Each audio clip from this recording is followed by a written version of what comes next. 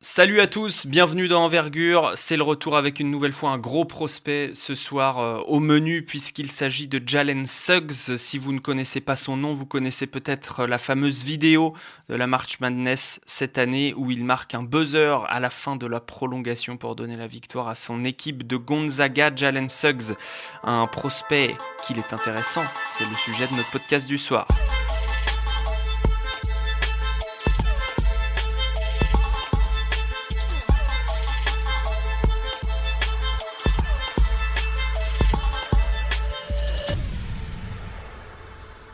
Bonsoir Montréal.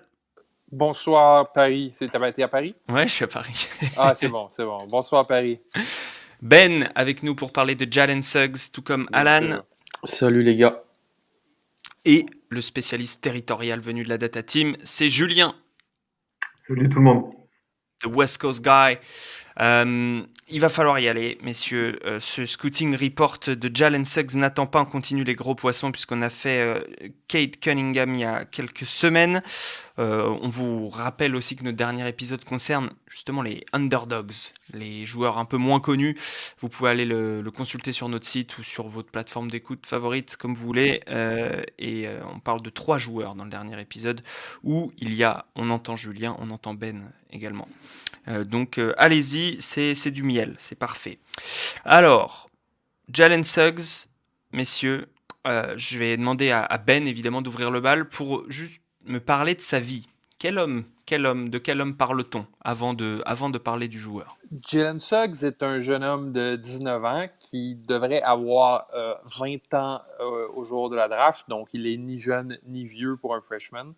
Il vient du Minnesota, de Saint-Paul au Minnesota, fils de Larry Suggs et Molly Manley. Son père était un athlète local accompli, mais ce qui est plus intéressant dans son background familial, c'est qu'il a 2 athlètes vraiment de très haut niveau dans sa famille. Le premier, c'est le secondaire de ligne de foot américain, Terrell Suggs, qui a gagné le Super Bowl 2 fois, si je ne m'abuse. Ouais, Et Ravens. comment?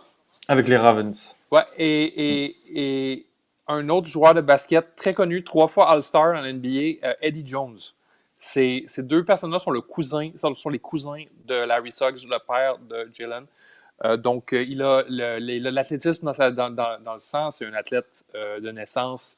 Il a joué son basket au lycée à une académie avec un nom très charmant qui s'appelle Minnehaha Academy.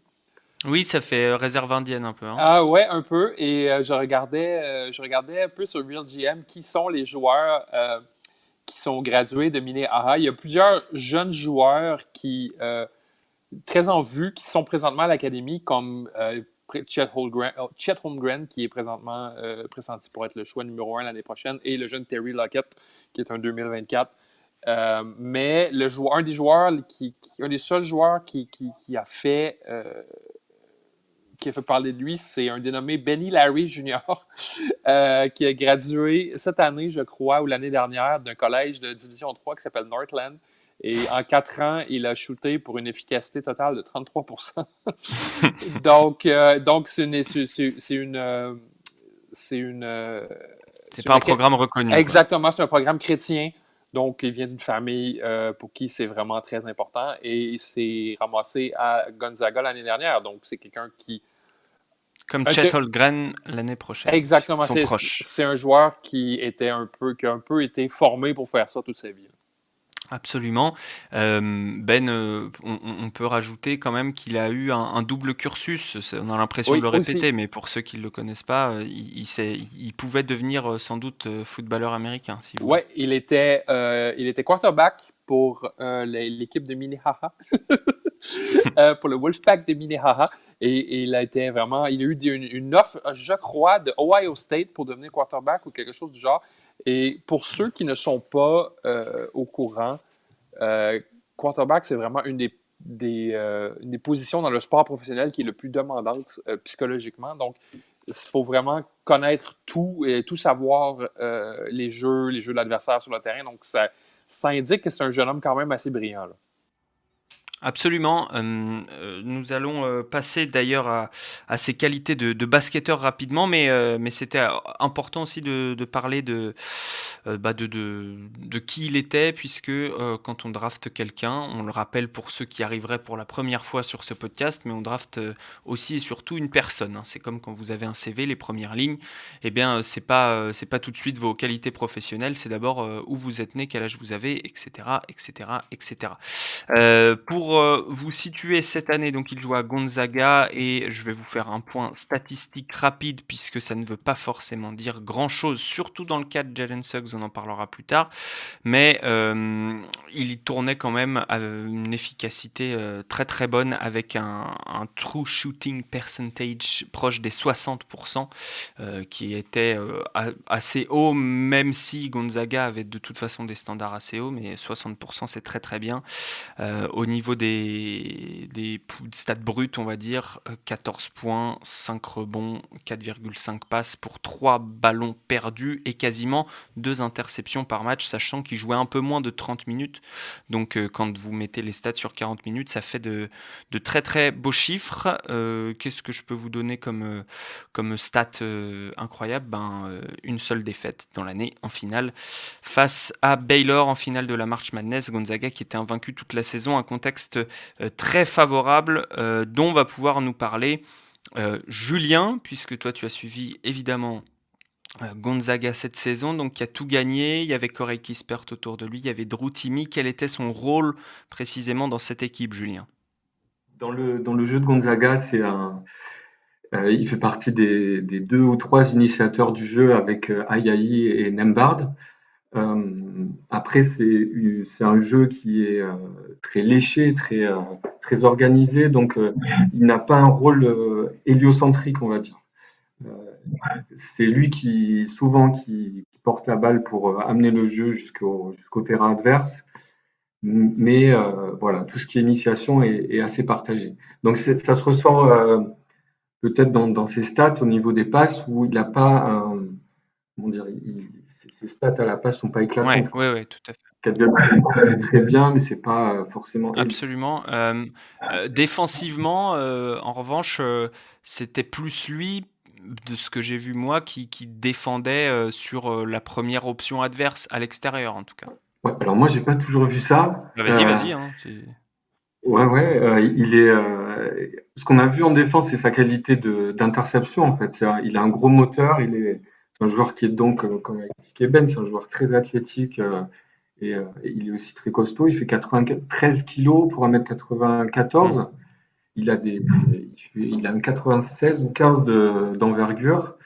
Et voilà, gros moteur, gros en défense. Moi, je trouve que en, en 1 contre 1, il est bon. Mais en même temps, il a besoin c'est un gars qui a besoin de bouger pour être bon en Hmm. défense. Je sais pas comment exprimer ça, mais s'il reste trop statique trop longtemps, il va oublier son gars. Il est, il perd de l'attention quoi dans ces cas-là. Hmm. Par contre, quand il est en mouvement, quand sa défense demande à ce qu'il soit en mouvement, il va devenir très très Ouais, fort. c'est intéressant. Euh, Alan, parle-nous de ses qualités principales. Julien nous en a cité quelques-unes, on va dire physiques, mais quelle est sa carte de visite, son entrée en NBA, même s'il en a plusieurs atouts dans sa manche, qu'est-ce qu'il vend, Jalen Suggs, finalement? Je dirais déjà sa vision du jeu et son jeu de transition. C'est quelque chose qui va tout de suite, qui saute aux yeux tout de suite quand on le voit. Le passif de quarterback, comme l'a dit Ben, ressort là. Ohio State, pour le dire aux gens, c'est l'équivalent d'un Duke ou d'un Kentucky en Ouais, NCAA. ouais, C'est c'est une des grosses facs de foot un des US. 5 meilleurs programmes. Donc c'est vraiment très très fort. Donc moi je dirais ouais, la vision du jeu en transition, la créativité à la passe qu'il arrive à trouver euh, pour ses coéquipiers, comprend déjà bien. Il avait la chance, comme je l'ai dit, d'être dans un système à Gonzaga, pas être NBA ready, mais qui se rapprochait plus de ce qui se faisait en NBA que par rapport à tous les autres programmes, à beaucoup d'autres programmes de NCAA. Donc, c'est un bon passeur, je trouve un bon passeur de drive and kick, un joueur qui arrive bien à jouer du haut pick and roll, c'est-à-dire quand il arrive un peu lancé et que l'écran se fait très haut, en fait, donc à 9 mètres ou des choses comme ça. Il arrive souvent vraiment à faire le bon choix là-dessus. Donc moi, je pense que c'est vraiment là-dessus qu'il va pouvoir bien figurer dans ses premières années. Le scoring en transition aussi, il va vite. Je le trouve pas hyper explosif verticalement, mais c'est un beau finisseur proche du cercle, je trouve. 64%, Ouais, cercle. c'est un beau finisseur. Même il n'a pas une énorme verticalité, je trouve, mais il est intéressant là-dessus. Voilà, pour moi, le jeu de transition, le tir, c'est une question, c'est peut-être la chose qui peut faire un petit peu douter sur Suggs. Ici, on achète moins le tir, mais en NBA, il saura mener une attaque de transition. Le pick and roll, il a pas été tout le temps hyper fort dessus, mais les flashs sont là et il a quand même montré une belle variété de passes et de types de lecture sur pick and roll, bien plus que d'autres meneurs de son âge. Et puis il y a l'aspect défensif aussi. Complètement. On achète aussi un joueur qui devrait pas être pénalisant pour son équipe, Non, pas du ou tout. alors peut-être sa première année. C'est très dur d'être pas pénalisant sa saison rookie, mais il devrait être assez vite efficace. Ben, tu as des choses à ajouter sur les forces évidentes? Comme disait Alan, son athlétisme ne s'exprime pas vraiment de manière verticale, mais plus horizontale. C'est un joueur qui est très, très rapide. Comme je vous disais dans le chat avant l'épisode, je ne suis pas le gars qui est le plus excité sur les premiers pas, mais le premier pas de Jalen Suggs est absolument incroyable. Il est vraiment très dur à battre lorsqu'il va au panier. Et pour moi, vraiment, cette qualité de finisseur est tellement supérieure pour les jeunes de son âge qui c'est à peu près l'équivalent d'une qualité c'est à peu près l'équivalent d'un bon shoot. Pour moi, ça va ouvrir absolument tout le reste de son jeu. Il est capable de finir rapidement sur à peu près tout le monde dans des petits espaces. Donc, lorsqu'il va se mettre à passer en drive and kick, je crois que ça va en faire un joueur vraiment très spécial. Alors, il y a souvent cette critique, Julien, cette critique, semi-critique sur Gonzaga en disant qu'ils affrontent pas des grosses équipes. Il y a quand même de bons défenseurs dans sa conférence qui ont défendu sur lui, sur Jalen Suggs. Oui, et puis les matchs n'ont pas toujours été faciles, même si le bilan global est excellent. Oui, écrasant. Oui. Ouais, il est écrasant, mais ouais, c'est un joueur qui a montré, je trouve, beaucoup de discipline, quoi, beaucoup d'adaptation et beaucoup de discipline pour s'intégrer dans le système de Gonzaga. Ça, je pense qu'il faut y penser. Et là-dedans, il a réussi à non seulement montrer ses qualités, tout ce dont on vient de parler, physique, de finition au cercle et de prise de risque, et puis en même temps de s'adapter à ce jeu qui doit, comme disait Ben, il faut apprendre beaucoup de systèmes parce que c'est un jeu très léché, quoi. Oui, absolument. Absolument, et c'est intéressant parce que on peut renvoyer d'ailleurs à la longue interview, et qui était franchement bien, qu'a donné Joël Ayayi au podcast basket de RMC. Et dans laquelle Joël Ayayi parle de Jalen Suggs, et il dit il savait très bien en signant ici qu'il n'allait pas avoir tous les ballons. Il savait très bien qu'il serait une option parmi d'autres, et c'est ce qui a fait que ça a fonctionné. Ça n'aurait pas fonctionné avec n'importe qui. Donc Ouais, ça, c'est un truc qu'on peut mentionner, Alex. Je pense que tu as raison. C'est un choix de carrière. Oui, qui va devenir de plus en plus populaire. Hein, exactement. Il aurait pu aller dans un programme là où vont 2-3 freshmen, on les connaît, ce genre de programme, et avoir plus de ballons et pouvoir montrer plus son talent. Mais lui, il a choisi Gonzaga, en fait. Il a choisi parce qu'il s'est dit, ça s'adapte à mon jeu. Et moi, je trouve que c'est un choix hyper mature de sa part et qui, en fait, montre déjà qu'il est insérable dans un collectif, alors que souvent, on a peut-être des fois cette question sur pas mal de gros freshmen, en fait. Oui, c'est ça. C'est ce qui le démarque en fait. C'est assez simple. Hein. Il y a peut-être que le talent intrinsèque n'est pas forcément plus haut que ceux qui vont être choisis entre 5 et 15, mais c'est ce qui le démarque clairement. C'est la maturité et le fait qu'on prend quasiment pas de risque aujourd'hui quand on choisit Jalen Suggs.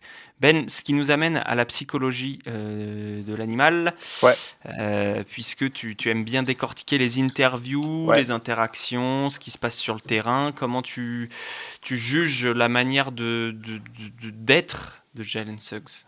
Très mature, très éduqué à qu'est-ce que c'est un peu justement de jouer dans une équipe. C'est là qu'on sent qu'il y a beaucoup d'athlètes de haut niveau qui ont expliqué qu'est-ce que ça veut dire et qu'est-ce que c'est les sacrifices qui sont nécessaires pour réussir en NBA. Je veux dire, quand le cousin de ton père, c'est Eddie Jones, je pense qu'il y a quelques trucs à apprendre si ton rêve dans la vie, c'est de jouer en NBA. Là.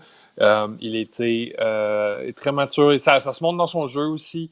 Il va justement, je pense que pour moi, il est allé à Gonzaga un peu pour illustrer qu'il était pas justement un croqueur, mais qu'il avait un jeu de passeur aussi dans son match. Ce qui est intéressant aussi, c'est le background un peu chrétien, c'est très de famille proche, c'est un background qui est très conservateur. Donc, je ne crois pas qu'on parle non plus d'un jeune homme qui va aller faire la fête dans les clubs et se perdre dans la nuit d'Atlanta à chaque fois qu'il va jouer les Hawks. Oui, c'est vrai que c'est important à souligner. Comment il réagit dans l'adversité, puisque Gonzaga a tout gagné? Comment il réagit dans la difficulté, la défaite? Moi, j'ai beaucoup aimé que ce soit lui en charge. J'ai beaucoup aimé que ce soit lui en charge du dernier jeu contre UCLA dans la demi-finale. Je pense que ça a montré un désir certain de prendre charge, dans le fond, du destin de son équipe, ce qui est vraiment, pour un meneur, qui est vraiment quelque chose de très important.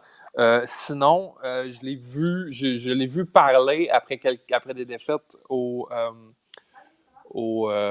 lycée. Ce que je trouvais intéressant, c'est qu'il n'est pas nécessairement abattu. C'est le genre de personne pour qui c'est important de jouer le meilleur match qu'il peut jouer, de jouer au basket de la bonne manière. Et s'il joue au basket de la meilleure manière possible, pour lui, qui gagne, qui perd, c'est pas la fin du monde. Il y aura toujours un match suivant. Puis ça, c'est un gros signe de maturité aussi. Julien, que disent, je sais pas si tu as pu avoir des déclats ou juste en voyant les matchs, que disent ses coéquipiers de lui et que dit son attitude pendant le match aussi? Ben en a déjà un peu parlé. Dans les matchs, c'est quelqu'un qui est comment dire, très intégré. Ça se sent, l'attitude qu'il y a entre lui et les tauliers de l'équipe qui sont là depuis 2-3 ans. Ça passe très très bien. On sent qu'il est bien intégré. Il y avait des interviews avant la saison où notamment Corey Kispert parlait de petits jeux entre eux pour savoir qui était le meilleur dans dans différentes disciplines, Ouais. tout ça, et puis jusqu'à la fin, quoi. Bon, il y a une vraie solidarité et de toute façon, bon, ils n'ont pas perdu à part un match et on sentait que même quand comment dire, quand ils sont à plus 10 ou plus 15 au milieu de deuxième mi-temps, il réagit comme les autres, c'est-à-dire que s'il prend un panier et qu'il trouve ça bête, il est fâché, quoi. Comme tous les autres, donc il était vraiment intégré dans la culture Gonzaga assez vite. Et je pense que les dernières images, on parlait de la Mars Madness, Ben, tu parlais de la demi-finale, les dernières images de la finale, quand on a l'impression qu'il va vers tout le monde, ses coachs et ses coéquipiers, en s'excusant, quoi. Voilà, de pas avoir réussi à gagner. Donc il avait envie d'être là ce jour-là. Ça n'a pas marché en tant qu'équipe. Peut-être qu'il est aussi pour quelque chose, mais c'était assez touchant de voir lui et ses coéquipiers la façon dont ils ont encaissé la défaite, quoi. Vraie attitude de leader, absolument. Bon, on vous brosse un portrait. Il y a eu Team USA aussi, Alex, chez les jeunes. Oui, où Moi, il a perdu? je l'ai vu Non, beaucoup. il n'a pas perdu. Non, il a jamais perdu, mais on l'a vu en termes de mentalité. Moi, je l'ai trouvé génial avec Team USA, chez les jeunes. Toujours encourager ses potes, alors qu'il n'avait pas du tout la tête d'affiche à Team USA. C'était un spot-up shooter, mais super dans l'attitude. Et puis déjà, il a déjà joué avec des top joueurs et il savait se fondre dans le collectif. Ça remet un peu sur ce qu'on disait, mais il n'a pas que le contexte Gonzaga aussi, ou le contexte Minea, il y a le contexte Team USA. Il est triple médaillé quand même avec Team USA. Donc il a un vrai background. Ouais, absolument. Alan, tu gardes le crachoir, puisqu'il faut quand même mettre un petit peu des ratures sur ce beau portrait qu'on vient de dresser. Ouais. En fait, ouais, Jalen Suggs, Je pense on attend souvent trop des joueurs qui partent top 5. On veut tous Mm. mettre des All-Stars, mais chaque prospect a des difficultés. Et déjà, si tu tires un joueur qui signe 2 contrats chez toi et qui est titulaire, c'est déjà bien. Euh, Moi, je pense que j'ai du mal peut-être à le voir, voilà, être un initiateur principal d'attaque en NBA. Alors, si on le draft top 5, peut-être les fans de l'équipe qui vont le prendre vont se dire, bah voilà, on aura un meneur All-Star. C'est peut-être ce qu'ils vont se dire, tu Mm. vois.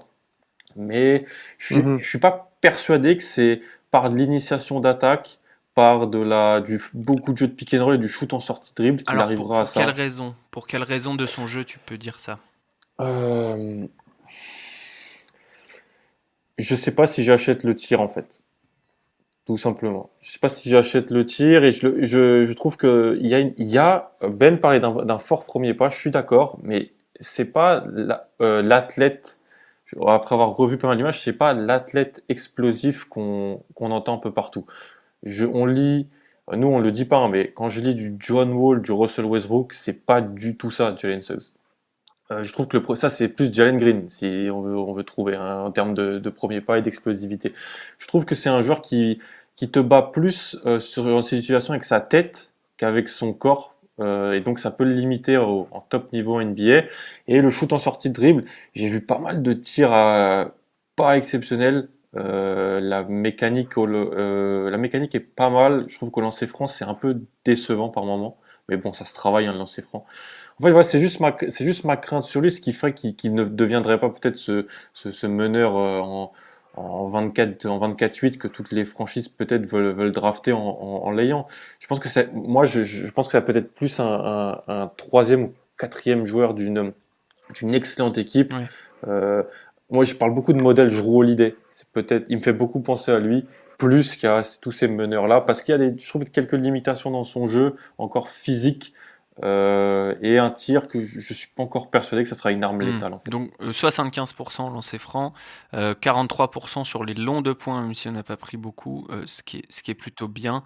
Et notamment seulement 10% des longs de points venaient d'une passe décisive et seulement un 3 points sur 2. Ce qui peut expliquer, alors qu'à 3 points, il est à 34%, ce qui n'est pas énorme, mais ce qui peut s'expliquer aussi du fait qu'il prenait pas mal de pull-up, la moitié.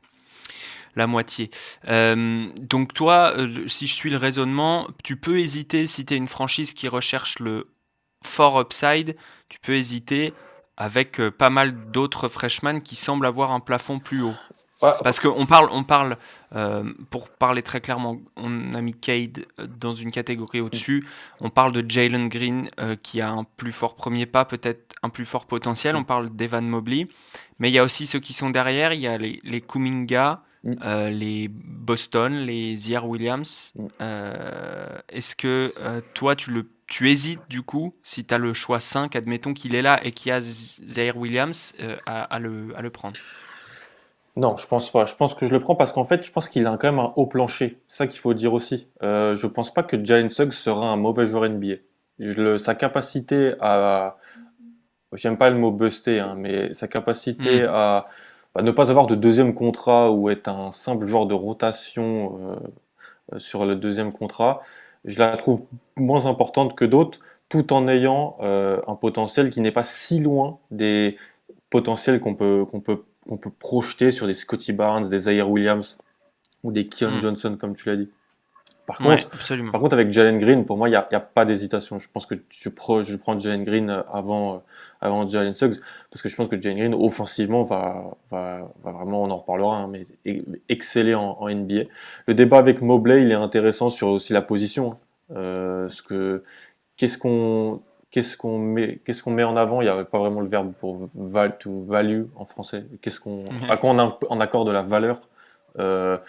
Et Kuminga, c'est une énigme un peu pour moi. Je dirais que je suis en train de bosser on en dessus, parlera plus tard. mais Ben, on parlait de ses limites. Donc, Alan mettait un point d'interrogation sur l'upside du shoot, on va dire, sur la capacité d'être un shooter plus performant, même s'il est déjà un shooter correct à devenir un très bon shooter. En gros, c'est ça que tu voulais dire, Alan. Il y a certaines personnes qui trouvent aussi que le handle est à En effet, améliorer. ouais. Moi, j'ai l'impression qu'il y a des petites mains. Alors, j'aimerais bien savoir, mais j'ai l'impression qu'il y a des petites mains et que du coup, ça le handicape, mais c'est moins facile d'avoir un bon handle quand tu as des petites mains, quoi. Donc, qu'est-ce que t'en penses de... Est-ce que, en fait, les défauts qu'on lui trouve sont améliorables ou est-ce qu'il y a vraiment des défauts structurels? Bon, les petites mains, c'est un bon point. Je sais pas exactement, mais ça expliquerait un peu les problèmes de handle qui est un peu loose, des fois, comme on dit, qui est un peu loose. Moi, je trouve qu'il manque un peu de créativité des fois à mi-terrain. Je trouve qu'en transition, il est absolument incroyable. Il voit tout le monde un peu partout, tandis qu'à mi-terrain, en pick and roll, comme disait Alan plus tôt, des fois, ça va un petit peu dans le tunnel.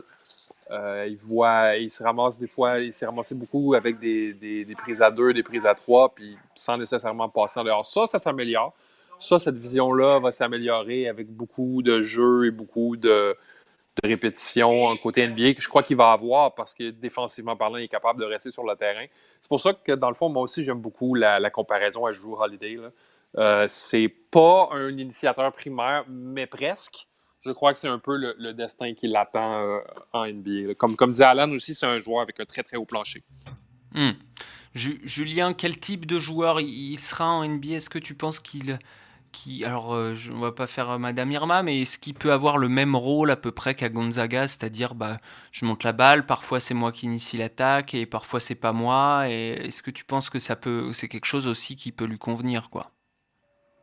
Bah oui, en tout cas au début, il va avoir besoin d'un autre guard pour, voilà, pour soit shooter à côté de lui, comme disait Alan, parce que pour l'instant, il n'a pas un shoot élite, soit peut-être quelqu'un de plus créateur, quoi, pour Hmm. initier les attaques, ça c'est sûr. Après, il a quand même un jeu assez exceptionnel de relance, quoi. Et par rapport à ce que disait Alan, quand tu arrives ça peut être une force, quoi. Un meneur avec un cerveau bien fait, qui est très fort à la relance parce qu'il a une grosse qualité. Après, c'est quand même un domaine dans lequel il excelle. Il perd presque 3 ballons par match, qui est énorme. Hein. Le ratio passe décisive turnover, il est pas très très bon, quoi. Ouais. Il n'est pas élite, mais il est correct. Je l'ai à, pardon, 1,5. C'est vrai que c'est pas énorme, mais effectivement, il y a aussi une partie due à son rôle. Il n'avait pas forcément les passes décisives les plus faciles, c'est-à-dire en fin de système un peu classique où tu vas décaler Drew Timme qui en plus shootait à 75% à Gonzaga, mais par contre les ballons difficiles c'était pour lui, donc effectivement il pouvait en perdre. Mais c'est vrai qu'on note des limitations pour le moment sur le handle et le tir. Moi, je suis plus optimiste sur le tir que sur le handle. J'ai cette histoire de main qui me trotte dans la tête, mais il y a toujours l'état d'esprit, comme vous disiez tous, qui est très important et qui peut nous donner des garanties sur l'avenir. Euh, euh, Quelle valeur ça a, Ben, un joueur comme Jalen Suggs en NBA pour une équipe Ben, qui se ça a une pioche top valeur 5? qui est absolument intrinsèque. Je veux dire, on peut avoir beaucoup de flexibilité dans ce qu'on fait avec un joueur de périmètre qui est capable de faire autant de choses, même s'il ne fait pas un truc vraiment de manière élite. Malgré que je crois que sa finition risque d'être élite en NBA. On peut le faire jouer poste 1, on peut le faire jouer poste 2, on peut faire jouer nos postes 2 en poste 3. Donc, en playoff, c'est intéressant, je crois, d'avoir un joueur comme ça dans ton alignement. Surtout un joueur qui est capable de produire comme Jalen Suggs, puis qui n'est pas non plus un croqueur, qui est capable de passer le ballon, qui est capable de mettre l'équipe devant lui. Je crois qu'il y a une énorme valeur. Là. C'est un gagnant. Là. Alan, quel contexte, je te demande pas un contexte d'équipe parce que ça peut changer avec la free agency, etc. Dans quel contexte il serait bon de le voir évoluer dans les premières années? Si je prends un exemple pour les auditeurs, ouais, Théo Malédon était dans le contexte idéal cette année à OKC parce qu'il a pu s'habituer à un nouveau système, il avait du temps de jeu, etc. Il y a d'autres joueurs qui auront plus besoin d'être dans des équipes compétitives. Je pense à un RJ Barrett, par exemple, qui plus l'équipe est compétitive, meilleur il est. Voilà, c'est ce genre de personnage. Quel est le meilleur contexte pour qu'à la fois il progresse, pour qu'il se développe, pour qu'il devienne le meilleur lui-même? Bah, je dirais un peu le même contexte qu'a eu Lamelo en fait à Charlotte. Un fort guard à côté et un partenaire de pick and roll.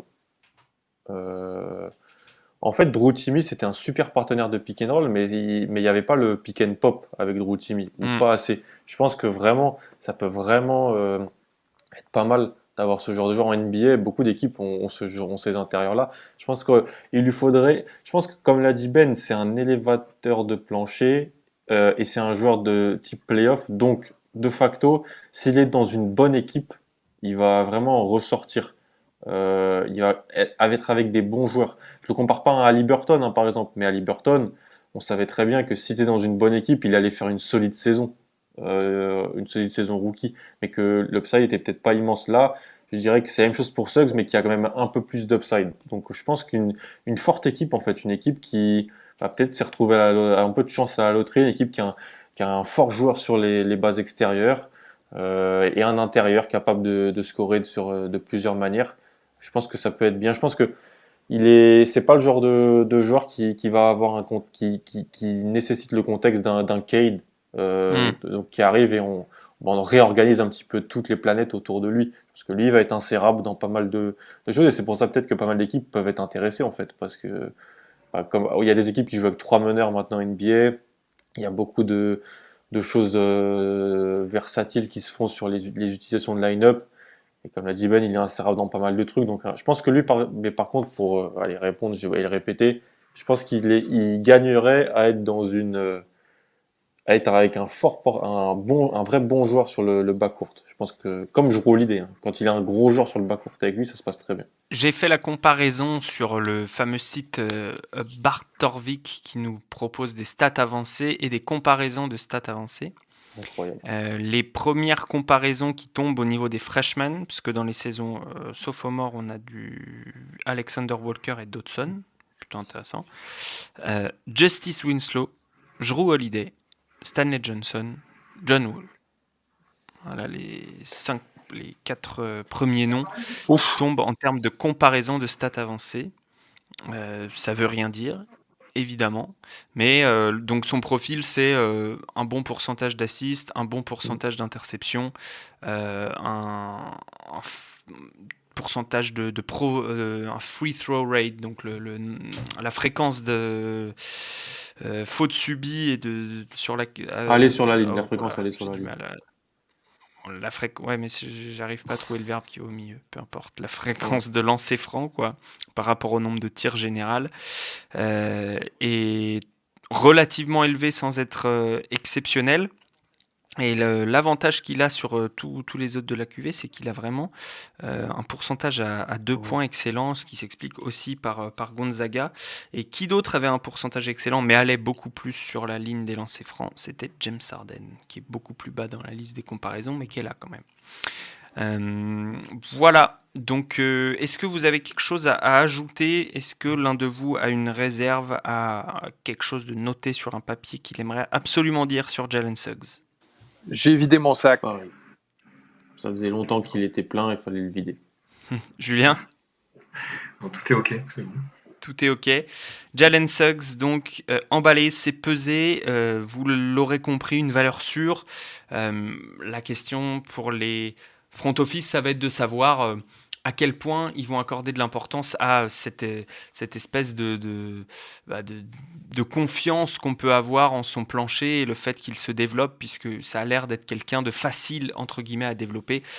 Donc c'est évidemment quelque chose de très important et qui lui donnera de la cote pour sa draft dès 2021, puisque évidemment il est candidat Messieurs, merci. On vous retrouve très bientôt sur le site envergure.co, puisqu'on va sortir une grosse batterie de Scouting Report à court terme pour cette draft 2021. Et puis évidemment, vous pouvez réécouter nos anciens podcasts. Il y a un article aussi d'Alan et Manu qui est à la une sur le Geico. Il y a le podcast Underdogs auquel Julien et Ben ont participé.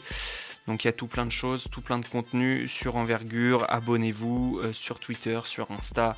Allez voir notre site et mettez-nous des bonnes notes sur les applis d'écoute si vous nous écoutez sur Apple Music, sur Google Podcast ou autre, sur Stitcher, que sais-je, il y en a plein. Merci messieurs, on se retrouve très bientôt et puis on vous fait des bisous, prenez soin de vous, ciao.